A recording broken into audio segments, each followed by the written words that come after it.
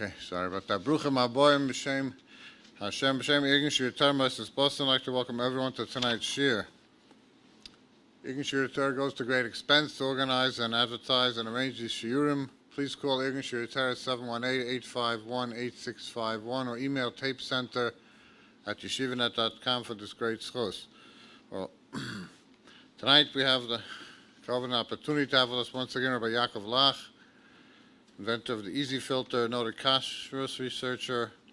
I know it seems like an old topic, but we haven't heard about it for a while, and people forget about things, like Messias Hashem says, even though it's all common and known. So we always need a chazara and to hear the updates on which filters are reliable nowadays. So it's my cover to call on Reb Lach for tonight's share.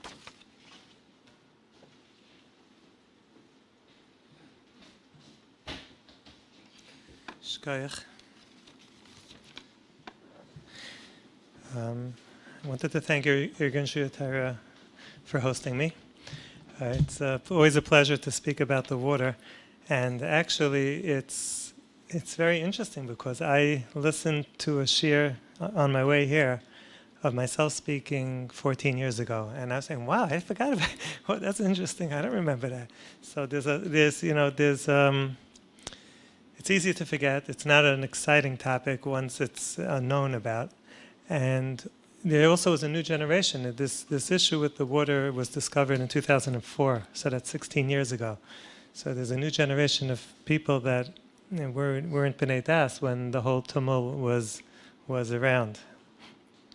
And I started that shir that I was listening to today. I started by saying that the speaking about water is a chamerdik thing, because on one hand, Teilaim are chamerdik iser. Each teilas is for lavin, if it's from the water, and on the other hand, water is something that's very necessary for life. And the Paiskim deal with many questions that came up in Europe, in many locations, and many of them worked very hard to try to find a heter, wherever their location happened to have been. Meidach Gisa, in today's days, it's so easy to avoid the shaila, to avoid the isser. I guess I should just say straight out that I'm not a rav. I am a balabas, really, but I don't want to really approach the halacha part of it. Just the maisa, almost all the rabbanim that paskin on the shaila, paskin the chumrah. I was asked to say that actually by some people that spend their time trying to be mahader and kashrus, and they really put a lot of effort into it, and they wanted me to make sure that I should say that there are a few matirim, but the matirim are few. The maisa, all the kashrus organizations are machmer on this shaila, the maisa, and almost all the paiskim are machmer as well. Still, it's very interesting to know what's going on, what happened, what's the nidain. And the first thing I wanted to emphasize is that nothing changed. There are people that are very much more chashiv than myself, but are making a mistake, and they're saying that there's no more bugs in New York City water, either because New York City filters the water now, or because there's a new water tunnel.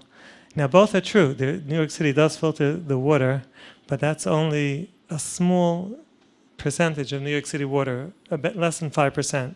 And that's because that water comes from a very old watershed, a very old reservoir system that's in Westchester. It's called the Croton Reservoir. That was a reservoir system they used in the 1800s. That was the original source for New York City water back in the day. So that water is very polluted because it's so close to the city. So the federal government finally made the city filter that water. But that doesn't really affect our situation, A, because it's mixed in with all the other water. It's only 5% anyway. And B, even when it's mixed in, it never comes to New York, to Brooklyn, and to Brooklyn at all. It comes to parts of the Bronx and parts of Manhattan. The new water tunnel was also a new development, but doesn't affect the Teilam. They just have a new way of getting to the city. There's no filtration at all in the new water tunnel. So the main point I want to bring out is that there is nothing new, that the shad is exactly the same way that there was in 2004 when it was discovered. I just to confirm, I went this past week to my sink and I picked out some, some tailam from my water. This is in my house. And I put it all in a little glass jar with some alcohol so that they shouldn't decay. If I'll pass it around, there's also some more other samples that I've taken. So we'll have more.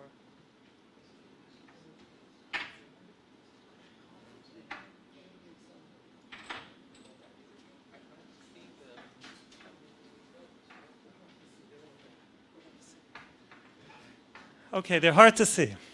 I'm not going to deny it. First thing you have to do is shake it around because they settle to the bottom. They're all dead. There's not. I've seen, I think, 10,000 Copepods already come out in New York City water in the sampling that I've done for different purposes, and they are members of the shrimp family. That's right, right. That's right. And only one or two of them were ever seen alive. Like they're all dead. So that's the first reason why they're hard to find. The other reason is that they're white. And since there's no movement, so the eye just tends to not see them. The question is why they are in our water. That's, I guess, the first question. So just briefly, any cup of water, they're all going to be dead. Oh, are they in every cup of water? We're going to discuss it. So it's not a given. It's not a given that they're in every cup of water. First thing is that, when I first heard the question of water, tailam in the water, and it was a year that there was a lot of chumras coming out. It was a bunch of different areas that there was a lot of chumras, and other chumras, some of them were false alarms, and some of them were shilas. So I was thinking, it's getting out of hand. What are we going to left to eat with? But lemaisa, it's not that way. If you look at, there are many different vegetables and fruits that people claim to have that there is a bug problem. That over the years, in the past, we never ever heard that there's a bug problem with. But with water, if you look in the Sediment Filters that talks about Hilchos Tailam, the first thing that it talks about is water, and has 3 or 4 simanim that deal with water. And if you look in the Darkei Tshuva, there's scores of tshuvas that deal with different cases, different cities where they had a question about the water.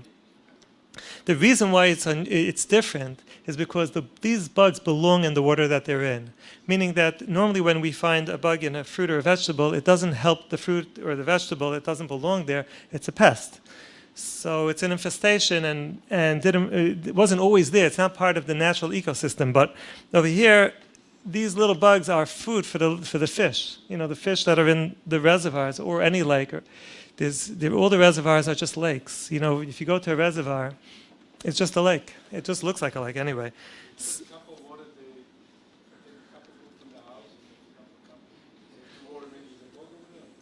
So what happens if you go to the reservoir and take a cup of water? Or like in the old days, you go to a lake, you have to worry.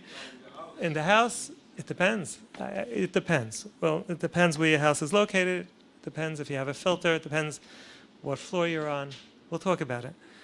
So these are not infestations. They belong there. They're food for the fish. I mean, the fish, they grab them the whole year. They this is what the little fish eat, and then the big fish eat the little fish, and so on. And these little creatures, they eat the plankton, the little plants. The DEP in 1994 and 95 has 2 studies documenting the health of the population of these little creatures in the reservoir. It's like each report is like 120 pages long. So they knew that they're in the reservoir. They use them to measure the health of how well the reservoir is, the oxygen level and the pollution level, by seeing how well they're doing. And because they're food for the fish, they're also there the whole year, meaning fish have to eat the whole year. So these creatures, they're not seasonal. There are some types of these little creatures that are seasonal, but there's going to be these creatures called copepods in the water throughout the whole year. Now, when they come to the tap, they're all dead. The reason they're dead is because it takes 24 hours to get from the reservoir to the city. It's a long journey. The closest reservoir is not so far away. It's like 50 miles away. But the water has to go deep under New York City. By the time they woke up to make water mains in the streets, there were already too many gas mains and electric pipes to make big enough water mains in the city. So they had to dig deep under the city, like 400 feet down, where there's just pure bedrock, and they dug these massive tunnels. And then there's places throughout the city, only like 16 or 18 places, where the water shoots up, and then it gets distributed in smaller pipes on the city streets. So by the time it gets here with all the whole roller coaster ride, and also because they add chlorine, so there is no life to these things. Because of that, they don't move of their own in the mains. So they're schlepped along with the water. So water, the mains basically are like the streets. Every corner, let's say there's an intersection with 4 streets meet, so there's 4 mains that are meeting. The water could travel any which way. But it starts from a trunk main. Let's say a trunk main is, let's say, on Ocean Parkway or maybe somewhere else. So usually the bigger street, the bigger main. And from there it spreads out but throughout the borough, but like a grid. So the water fills up everything. That's the nature of water. But solid particles that don't have any propulsion on their own, they have to move with the laws of physics. And that makes it that if they're moving in straight, then they need force to make them make a turn. So that means that if you have water barreling from a trunk main and it's coming down a side street, so then there's another side street that's parallel to the trunk main, meaning it's running the same direction and its local main is only feeding itself, it's going to use less water. The bottom line is there's some streets that the water rushes through very fast and some streets that the water rushes through very slowly. And those streets that the water rushes through slowly are not going to have enough force to pull the bugs into that street. So those streets, the water will be clean. Now, it could change. It could change depending on the usage. I see every year when the summertime hits and people, walk out of Borough Park, they leave Borough Park en masse, that there's a different findings of different tailam, meaning I won't find nearly as much in my house the way I will the rest of the year. The profile is different. So that's the first thing. It changes by location. Now, it is some places that are consistently have tailam, and some places consistently don't. And those places, the filters won't clog as well. That's how I learned about this, was that there was 2 brothers, Stoleners actually, that one of them said that he has a filter at the end of his sink, and usually those clog once a day, once a week, whatever. His is going already months and months, and it doesn't clog. So he thought maybe it wasn't put on right, or maybe it's defective. So I went over and I see it's perfect. It's clean. It's put on right. So he said, let's go to my brother. He lives around the corner. And his brother had a regular incident of, now they happen to live, he lives parallel to Ocean Parkway, the East 5th Street. So his street, the water is rushing by on, let's say, Avenue F, on 18th Avenue, is rushing by to go to the whole Borough Park. So there's a lot of demand, a lot of pressure, a lot of movement. And his street is just feeding itself. So when the water turns into to East 5th, it doesn't pull any dirt with it, any tailam with it, so the filters stay clean. Another factor is if there's a tank on the roof. Buildings that are more than 4 stories or so don't have enough water pressure to push the water all the way up to the tap. So they have to pump it up to the tap. So one way is to have pressure pumps that constantly provide enough pressure to push the water all the way to the tap. And those will make 0 difference. They'll be the same tailam like regular. But if some places have a weaker pump and a tank that's on the roof, so there's a big, like you may have seen, big wooden tanks on top of buildings throughout New York City. So those are tanks that hold water.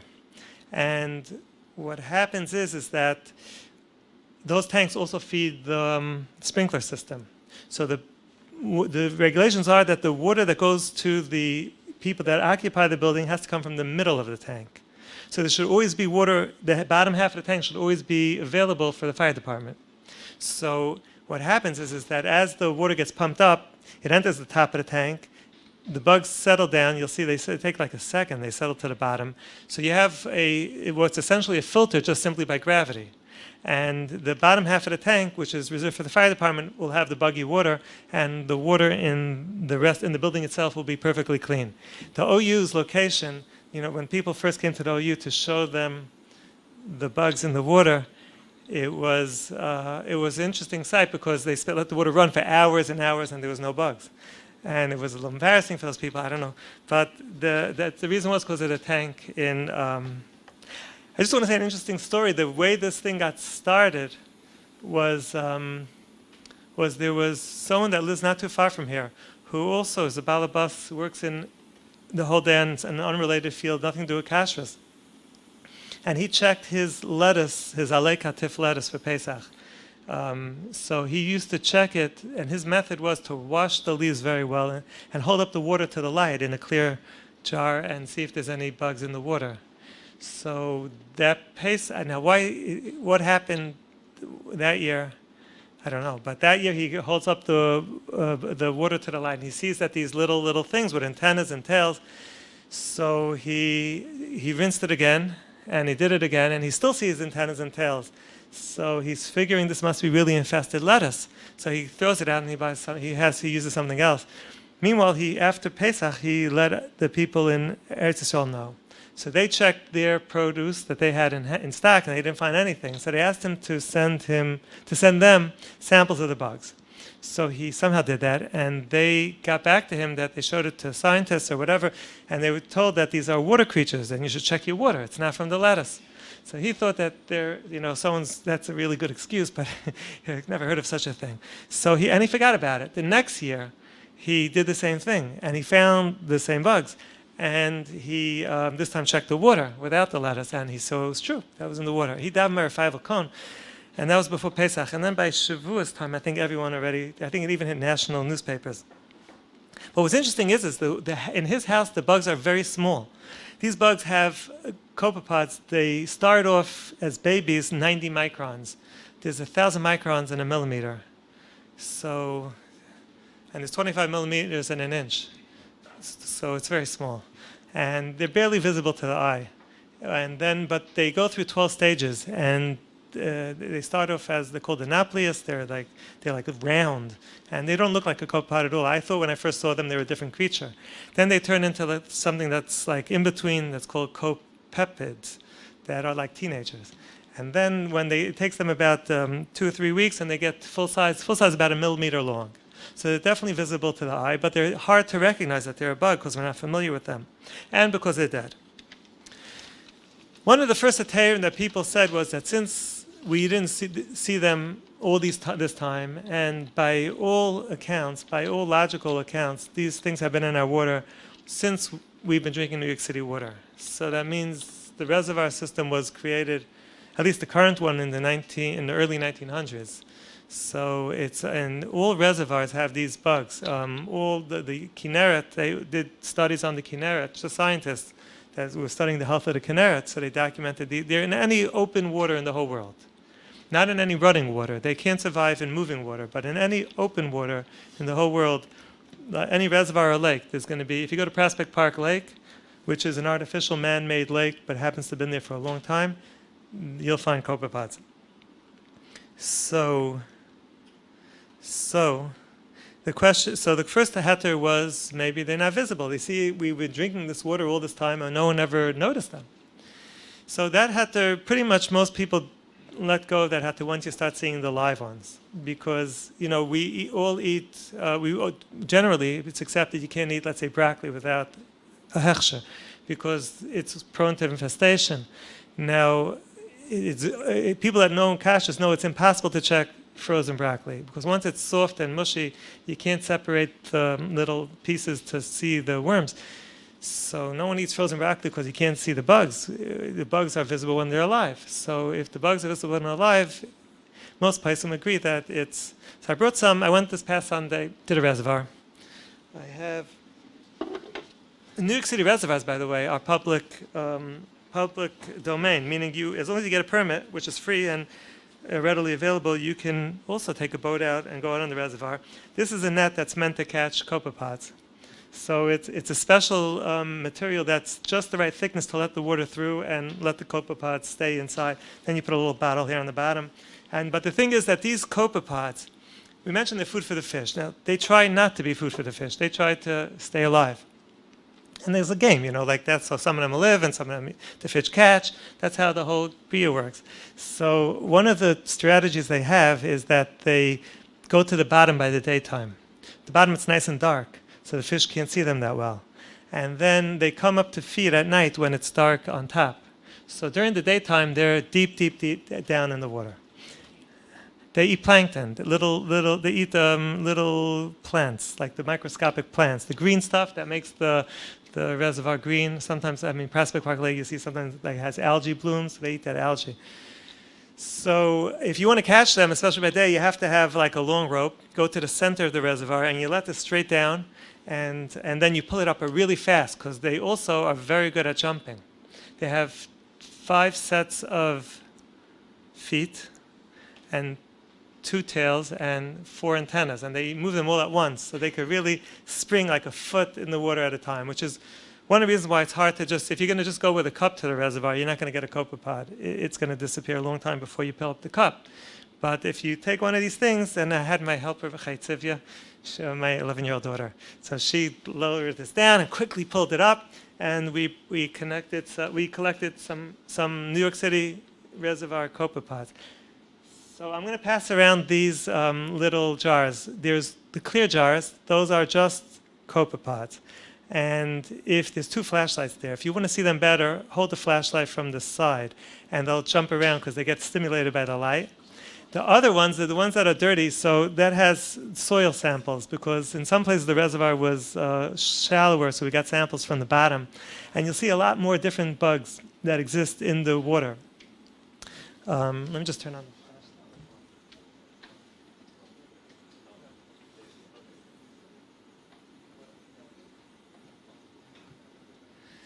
So you have all the different, there's arthropods and amphipods, and I don't know. There's scientists that specialize in these things, and they were very happy to be of as much help as we needed, because they were really excited that people were interested in their work. What did you say was the name of that lady? Oh, Dr. Reed? You remember from last time? No, you said the lady who helped you with... Oh, that's my daughter, Chai Tzivya. What? My daughter.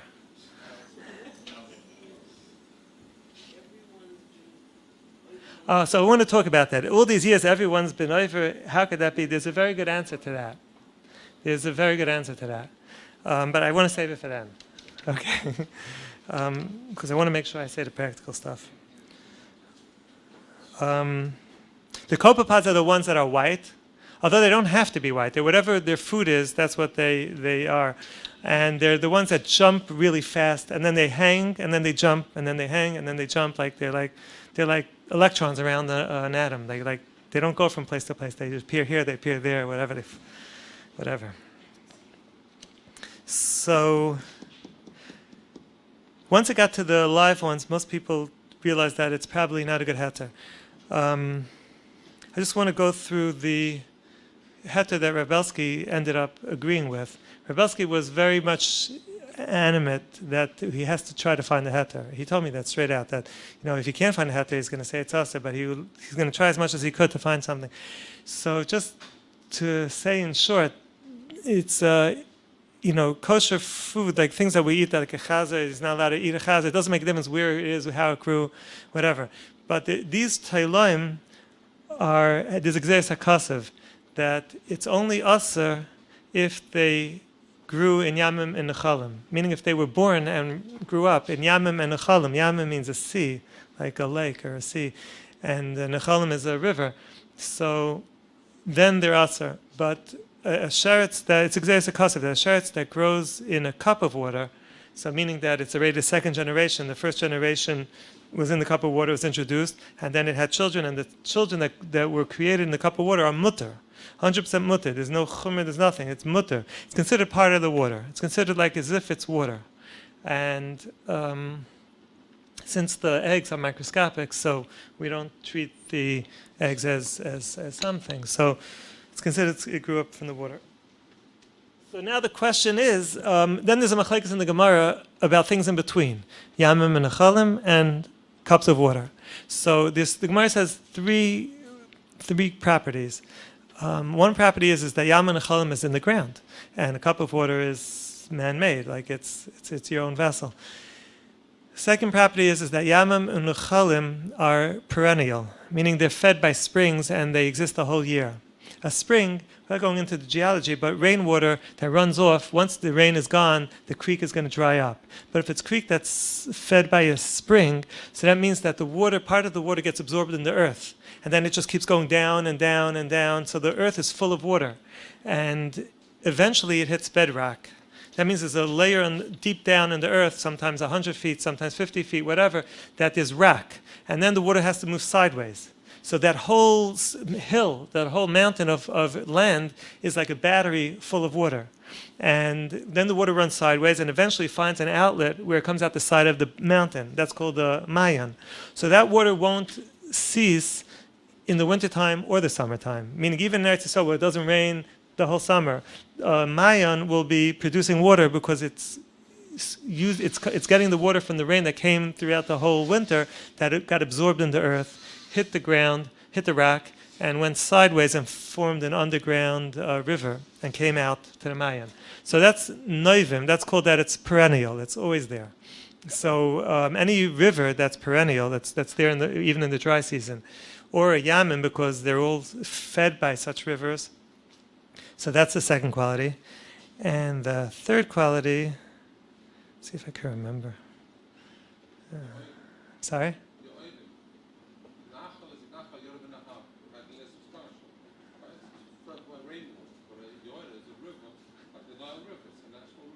So now, yeah, so most natural rivers have wells. The third property is that there's movement. Like Yamim and Nechalim, a Nachal has movement because it's running downstream. And Yamim, because it's so big, the winds pick up the water and create waves and movement in the water. So that's the third property. So if you have a cup of water, it's missing, it's not moving, it's just stationary water, it's not on the ground, and it is not perennial. If you don't fill it up, it's going to dry out and there won't be left with anything.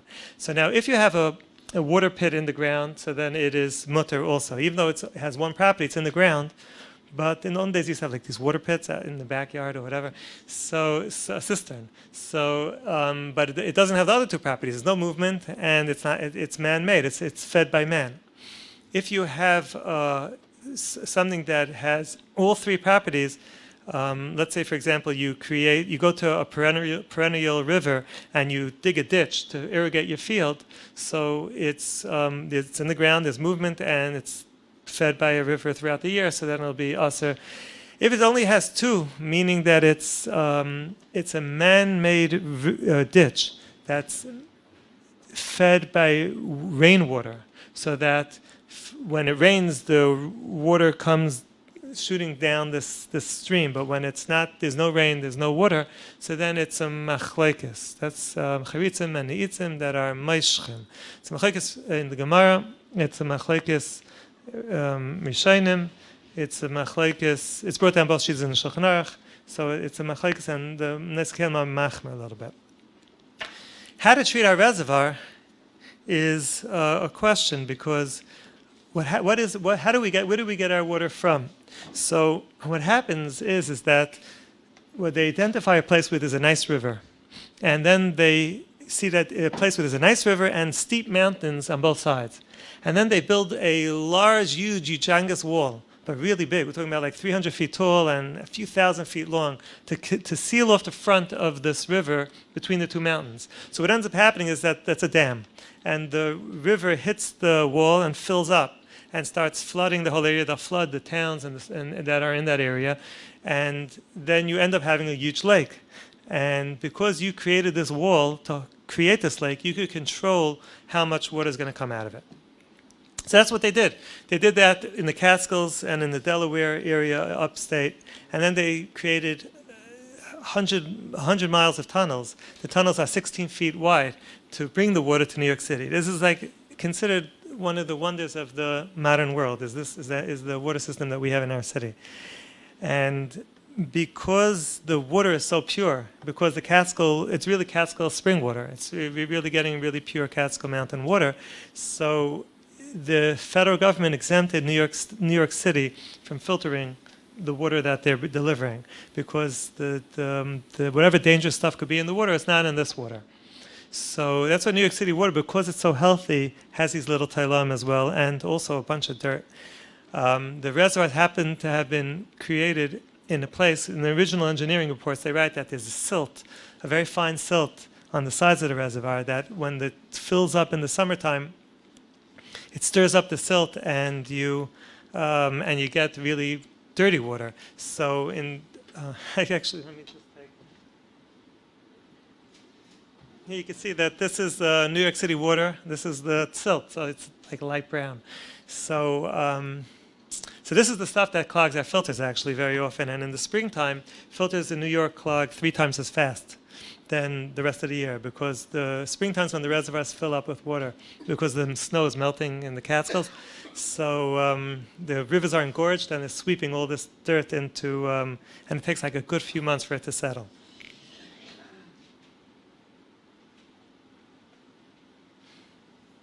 So the question is, what's a reservoir?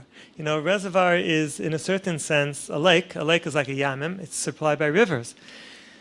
If that's the case, then the chayra should be a problem. These Tailam are born in the reservoir. The thing that's the redeeming thing for New York City is that the last reservoir is the one that's close to the city, receives water from a reservoir further upstate, and those receive water from reservoirs further upstate. So what happens is, it's like a daisy train. The reservoirs from the water from the farthest reservoirs travels through tunnels to the closer reservoirs, and then it finally reaches the last reservoir, which is called Kensington.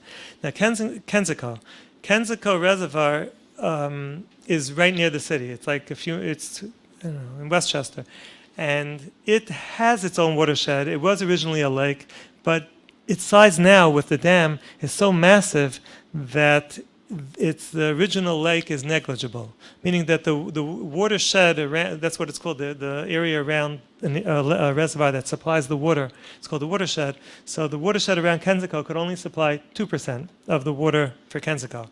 So 98% of the water comes from upstate, and it comes through tunnels. Now the tunnels are gravity fed, there's no motors or anything, but it's controlled by man, meaning man, the DEP decides which reservoir they should take the water from, depending on water quality issues, depending on supply and demand, or rain in different areas, whatever it is. So since it's controlled by man, so Rebelsky was the opinion that these reservoirs are not considered neivim, they're not considered perennially fed, because the natural source that would feed them perennially would be only 2%. It wouldn't be able to fill up what we currently have. And therefore, so the whole reservoir is considered a bar. It's considered a huge cistern. And the man-made cistern and the bugs that are niled in a cistern are mutter. So once as long as they stay with the water, and they stay mutter. So that was the reason why he was mutter. He himself didn't filter. He himself, I checked his water urn, and there was bugs in there was copepods in his water urn. But most kamat, all the Rabbanim, all the Kashrus agencies, and Reb Yaakov was down on the Shaila, and he also held that it was Aser. So Lemaisa, most people I think filter the water. There is only New York City that has to be filtered, meaning the 5 boroughs. Legally, if you go into like Lawrence, if it's legally Lawrence, it's not New York City water. Whoever you pay your tax bills, your water bill to, that's what it depends on. So Long Island gets its water from two huge aquifers, underground rivers, that are anything that comes from underground. There's no Tailam because they can't live that deep. There's no sunlight, there's no plants, there's no food. But New York City and Westchester get their water from the Catskill, from these reservoirs that are unfiltered. Upstate, meaning in the Catskills, even though they're right next to the reservoirs, they don't use those reservoirs. So they may use local reservoirs or they may use wells. But either way, they're going to filter it because they're not exempted by the federal government. So they're going to filter it. The filtration that's done municipal-wise is usually effective. They're filtering it out to take out things that are microscopic, that poison people, that make you sick to your stomach, that are sometimes dangerous. So they generally do a good job, and we've had a couple of cases over the years where there are some cities that that they didn't maintain the filters properly, and either there was some shrutzim that colonized, because these filters are sand. The huge filters are sand filters, like big swimming pools full of sand. The water just passes through it. Then they switch to the other swimming pool and they clean out the sand with agitation, and they go back to this one. That's how they do it. So if they don't maintain it properly, then these shrutzim can actually colonize. Not these ones. These ones live in open waters, but they're relatives, different copepods that live in sand. So they'll colonize the filter, and then they'll come out live in the water. We had that happen, but it's not so matzoi. The reason why these are so matzoi, there's so many of them. I mean, the places that are infested, you can find 20 in a gallon, meaning in 16 cups of water, you can find 20, 25 bugs. The reason is because the New York City takes the water not from the top of the reservoir, not from the bottom. The bottom is full of the sand, and the top is full of the leaves and whatever. But then they take it from the middle, 60 feet down, and they take it with 16-foot pipes, meaning that they use such a massive amount of water that it sucks in huge amount of water. So these things, even though they could spring away from fish, they could jump out of a pail, but they can't escape that big suction that's coming from the big tunnels. There's huge tunnels that we pull our water. New York uses 1.2 billion, with a B, gallons of water a day. So that's a huge amount of water. And it all comes from that last Kensico reservoir, meaning it passes through 30 days, it stays in Kensico about 30 days, from one end to the other end, and then it comes to the city.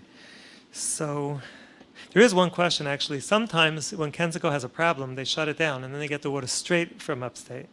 If that's the case, then it's more difficult to be matter the water, because the upstate reservoirs are directly fed by lakes and by rivers and mayanes.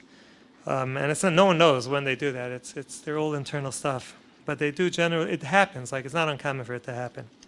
Staten Island is the same as the rest of the borough. I was listening to what I spoke 14 years ago, and I made a mistake then. I thought Staten Island was better. And at that point, I said I wasn't sure because the DEP found in Staten Island, but my sampling didn't find.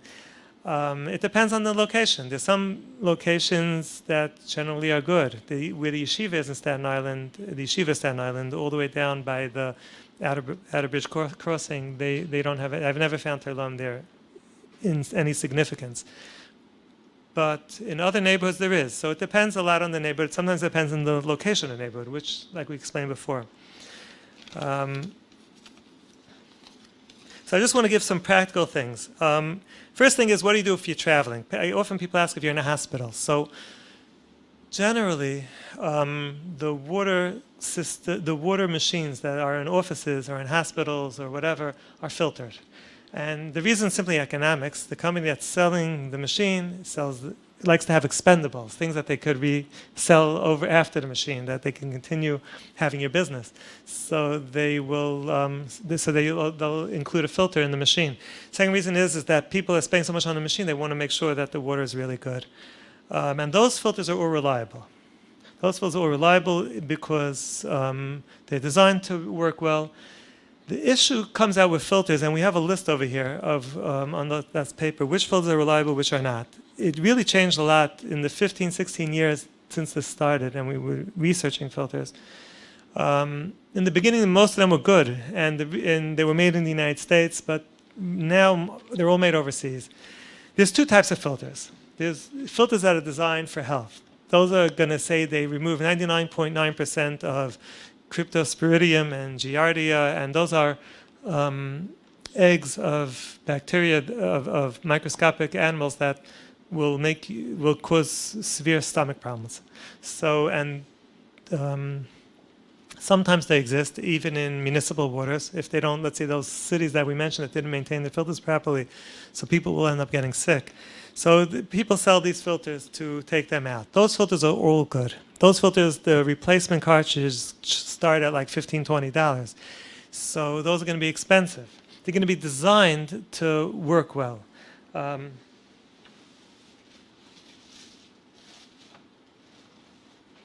Here. This would be an example of such a system. So you have a filter head. This is a filter cartridge, but you're not putting in anything except the entire thing locks into place, and that's it. You can't do anything wrong. You know, like if you do it wrong, there's not going to be any water. In other words, it's a sealed system, so that it was made in the factory and it was made well.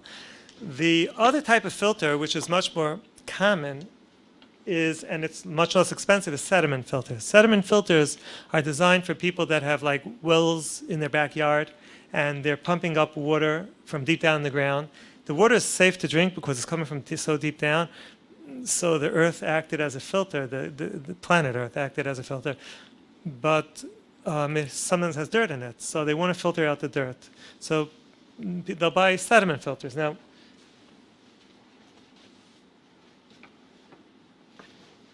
this is an example of a cheap sediment filter. And it's just a piece of polypropylene woven together to catch the dirt. And it goes into this housing, which is much less high-tech. It's simply a canister, and the filter goes in. And just because it fits just right, meaning it's measured, it's created with just the right size, so it's going to create a, if I don't seal it, you could hear it shake, but if once I close it all the way, it's going to create like a seal on top and on bottom, and all the water is forced through. It works, but it doesn't work 100% reliably. The industry standard is that if you say your filter takes out, let's say 5 micron or 50 micron, which is things that are below visible to the eye, which would be perfect for us, 5 micron, 50 micron, 25 micron, smaller the number, the smaller the piece. So it would be good, but it only has to work 85%. That's meaning you could be certified from the NSF, which is the laboratory that certifies these things, as being a 5 micron filter, but if it lets through 15% of things bigger than 5 micron, it's fine. Now, that wouldn't be such a problem because these creatures are like 1,000 microns. They're a millimeter. But there's no limit to the size that it lets through, meaning that what happens is that ends up being a small weakness in the filter because it's designed so cheaply, because there's no real seal between itself and the housing. It's just the pressure of closing it where it touches the housing on the top and the bottom. So it ends up being, as the water pressure builds up, meaning as the filter gets brown and full of dirt and starts caking over, so the water doesn't have where to go. So there's 55 pounds of pressure trying to get through this filter, and it'll exploit the weakest spot of the filter and either create a hole or find a hole, meaning find a place where the polypropylene softened and is not pressing against the housing so well. And at that point, all the bugs are going to go through because this material was designed to catch 5 micron dirt or 25 micron dirt, and it gets embedded in the pores. But these bugs that are what we said, 1,000 microns or whatever, they're going to just bounce off the material itself and that gets stuck in it. So the water currents are going to start directing it to the place where there's the fastest movement, which is the place where there's that hole, and they're going to all get through. So we've had that. You'll see pictures on, it was a GE filter, not a cheap brand, that was as if there was no filter there. So when it comes to a sediment filter, it depends not on how many microns it says on the label. You could say 5 microns, but it could still not be useful. Yes? Okay, so I'll get that in just a minute. So what we ended up having to do is checking each one. And it became a pattern. At the end of the day, most of them weren't reliable. There were some that were originally reliable, like made by Aquapure. They were made out of a certain material, then they changed the way they made it. And so at the moment, there's less and less, but there still are some that are reliable. And then there's this one that I created. To be honest, I make a few cents every time you buy one. So I just want to be open about that. But it's designed to be, first of all, the polypropylene is hard. It's not soft. And it has these plastic end caps with like a rubber washer. So that creates a much better seal. So the high-end filters, the ones that are rated for cryptosporidium, I just got it from them. Like they basically all have these rubber end caps because they want to have.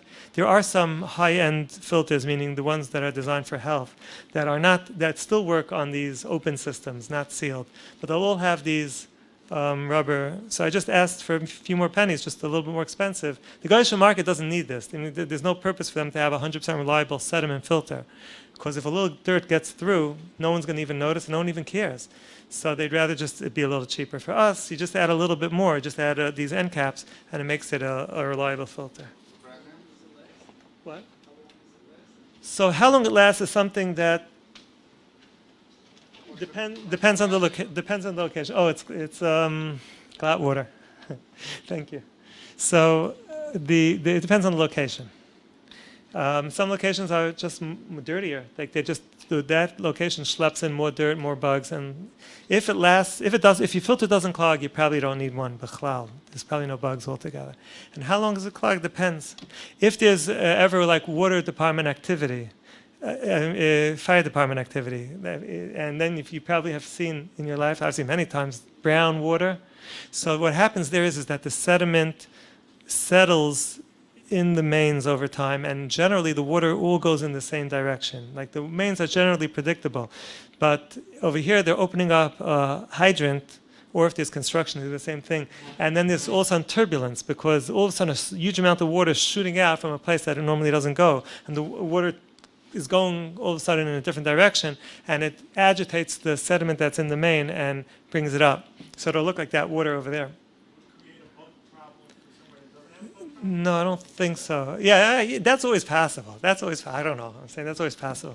So your filter will clog really fast, and that's why it's always a good idea to have extra filters, because you know how it is Erev Pesach. So you want to have extra filters around. So if for high pressure times. Now you need something portable, because let's say you're in a place where you can't get filtered water and there's no. I should say that all bottled water and all seltzer, all bottled sodas are good, because they filter the water. All the bottled water that when you buy Poland Spring water and you see all those pictures with all the trees and everything with the springs, and it's all true, but the reason why they make sure they filter their water, and they pass it through the good filters, not the sediment filters. They want to make sure that you're happy with their products. So all bottled water is good. The soda fountains, meaning if you go to a restaurant and they serve you from soda that they make themselves, that is hit or miss. Even if it's Coca-Cola or Pepsi-Cola, the bottling companies don't make the food service establishments filter their water. It's up to them. If they want to, they'll provide filtration, but it's not always there. Another thing that is good is refrigerators that come with water dispensers. So those are all good. Not because the filters are necessarily so good. There are cheap filters there too. Depends on what they're selling you. Some of them are sediment filters, and some of them are the filters for health.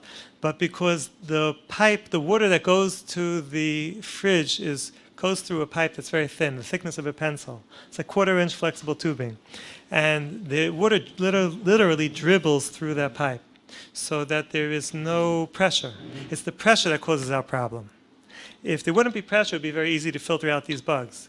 So one of the eitzes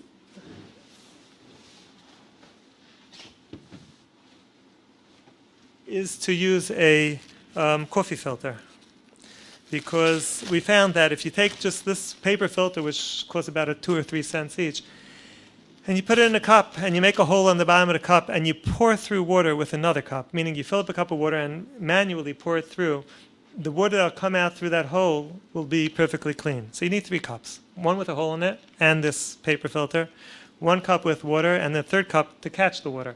And then you hold the cup with the hole, pour the water through it, and you'll catch the water on the bottom cup. That's all good. It's the water pressure that makes filtration, makes these shrotzim get through. Remember, they have exoskeletons. They don't stick to things. So they don't get stuck in the filters, and if there's pressure, they'll squeeze through. Happens to be that the Brita pitcher filter that's designed for chlorine is no good. The holes of the material that basically, it's only designed to take the chlorine out of the water and make the water taste better.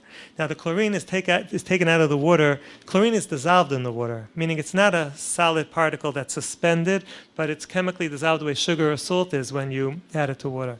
So the way they take the chlorine out is by putting it through carbon, which chemically bonds with the chlorine and pulls it out of the water.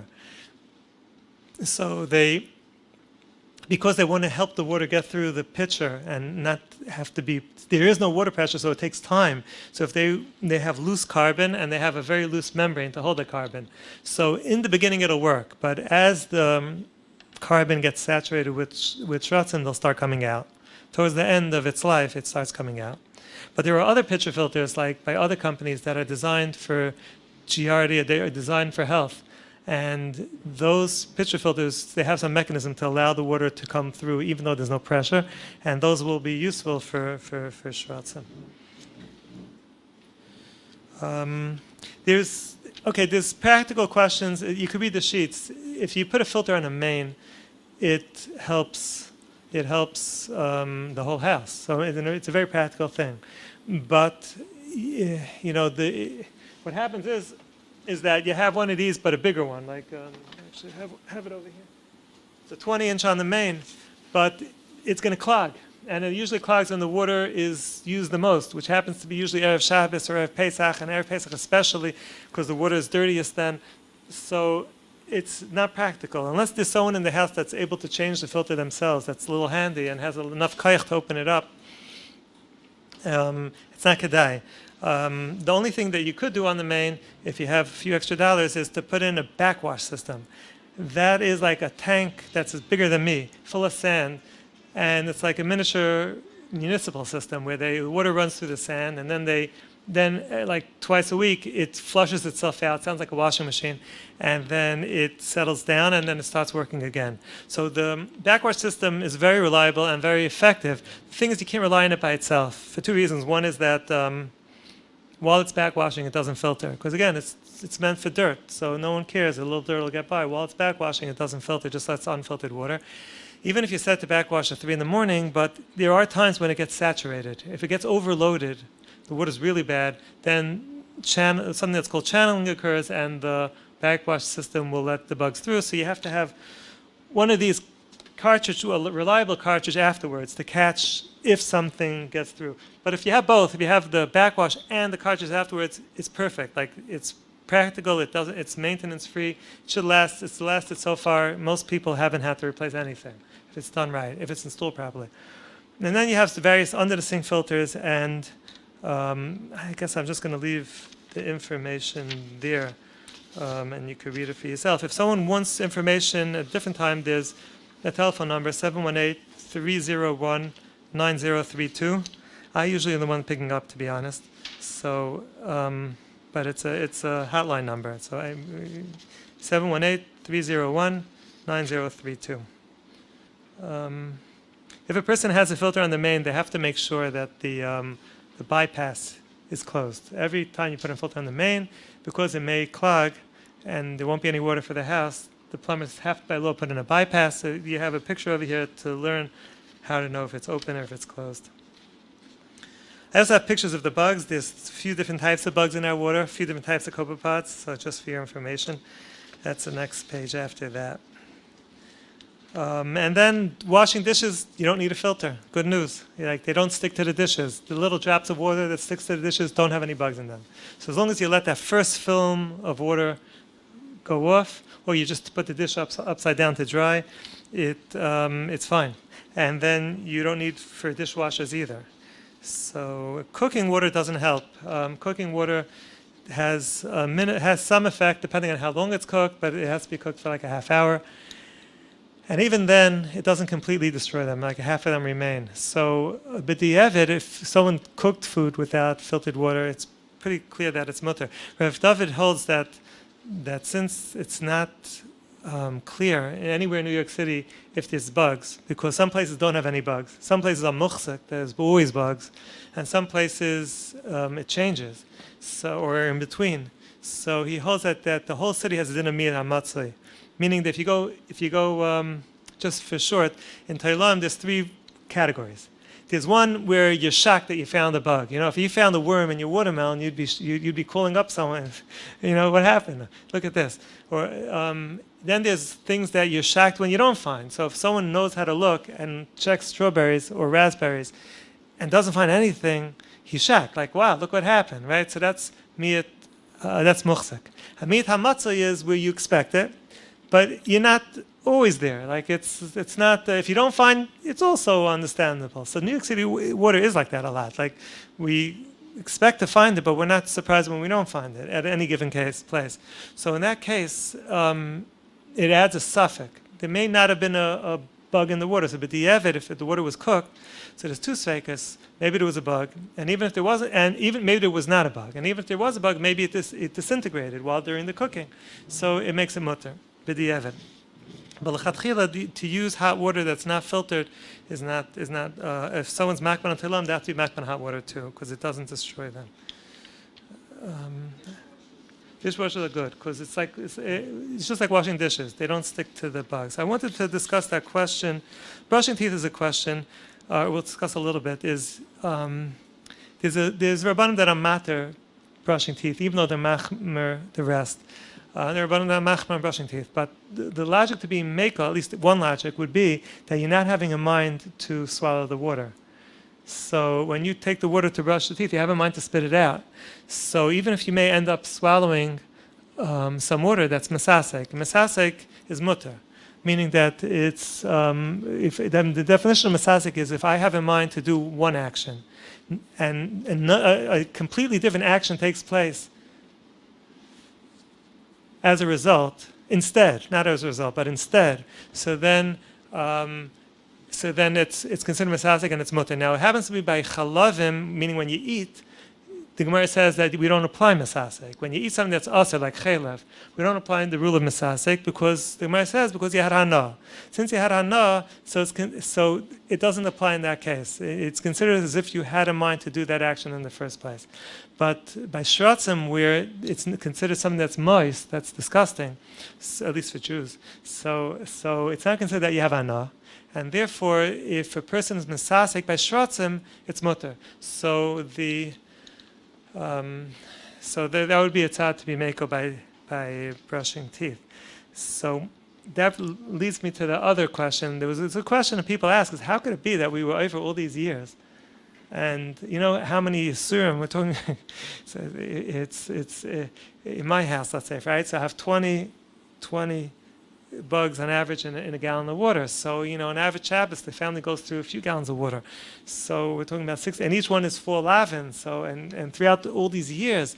And so there is a very nice, I heard from Rabbi Reisman in the name of Rav Shlomo Zalman, that he asked a question, how come we have to be worried about Terlam B'chlal? Bishlam, if it's something that's muchzik, like we know for sure there's terlam, let's say raspberries, right? We said that raspberries, if I ever eat raspberries and I don't find, I check and I don't find terlam, I'll be shocked. So every time I pick up a raspberry, I put it in my mouth, I'm really taking a raspberry with a little bugs in it and putting it in my mouth. That's the given. So I can't say I'm mesasek because I'm expected to know that this thing is a raspberry plus a bug. It's not just a raspberry. So I took it and put it in my mouth. So it's considered oichel. But if something that's not muchzik, so it means that it's less than 50% a chance. Minatayr, there's no chance. Minatayr, you don't have to be chayshish that there's a bug here. So how come I can't? Why is it also to eat? It should be misasek by the tolam, because I don't have in mind to eat the tolam. I don't have any interest in them. I don't see them, and I don't want them. So Shlomo Zalman says that that's the chiddush, the chazal, the din that you have to check when it's mid hamatzoi, when it's less than 50%, but it's common, it's expected, it's normal. So then that's a din d'Rabbanan. So that's, he says, the chiddush of the din d'Rabbanan. That's what they were mechadish, that even though menatayr would take be mutter to eat something that's not muchzik b'teilam, but the chazal said that we want you to check. So you can't just rely that there's no bugs here. You have to check, and if it's a meat hamatzah, if it's meat she'ein matzah, you don't have to check. Let's say onions. Usually you don't find telayim in America. Usually, so you don't have to check. But something that's matzah, so let's say lettuce. Let's say it's a meat hamatzah, so you have to check. You can't rely because of din d'Rabbanan anymore. You can't come up with the heter of mesasek. You can't have the excuse of mesasek. But if it's something that you weren't al pidin mechuyev to check, meaning it wasn't. No one knew that this thing is one of the things that's miyat hamatzai. People thought it's one of the things that's miyat she'ein hamatzai, right? It's unexpected. It's uncommon. So as long as there's no chiyuv to check, so whatever we consume by eating it without, and actually eating on those bugs is still considered masasik. It means there's zero kapara. It's not considered a shaygig that when Mashiach comes we'll need a kapara. We'll have to bring a carbon. Masasik is 100% mutter. So there's no kapara needed. So it comes out that all these years, for whatever reason, we thought that there was no telam in the water. So there was no chiv to check. So, and today also, if you go to, even in places that there's no filtration, like Seattle, I was able to check the water in a few places in Seattle. You find once in a while the sherets, but it's like not muchzik. It's not even mitamatzi, as far as I was able to see. In Boston, there's no filtration, and they didn't find yet telam in the water. So all those years, it comes out that we weren't mechuyev to check, so we have the right to use the din misasek that we didn't do anything wrong. At the moment, though, like now that we know, so if we hold that the bugs are really bugs and not just water, so then, and they're visible and whatever, so then there's a chiv to filter. And there's just one last thing. There's a pirush I heard from someone at the end of on the Mishnah that in the Yemaisa Mashiach emes tehei nederes, that the truth will be despised, that downtrodden. So. Sorry, yeah. So he says that that's going on Teilim. That Teilim in those times, there'll be a rebirth of Teilim, and people will say, it's too much, can't be, whatever. So he said the emes is whether is going on that thing, that nekuda, that it's hard to accept that there's Teilim and everything around us. That's the emes tehei nederes. But the Gemara says in Makkos the same idea that Rotzei Kadosh Baruch Hu zakas is Yisrael. Hashem wanted to give us a lot of opportunities. So the Gemara says it makes it hard. It's not so easy. The Gemara says it's talking about things that we wouldn't want to eat anyway, like teilim, like they're disgusting. Who wants to eat them, right? So and in our water we have teilim, we have dirt. Like if you take out a filter, it's black. Literally black. That's the dirt from the reservoir. So makes it easy to want to filter. So the Rebbeinu Shalom gave us, in a certain sense, an easy way because it doesn't take much. If you do it right, if you put the right filters in, it's pretty much maintenance free. It doesn't need a lot of maintenance, depending on what you do, and the amount of bugs that you're saving yourself from, and each one is 4 lavin, so it gives a lot of schusim. So it should be zeicher that it should be being the gula shleima.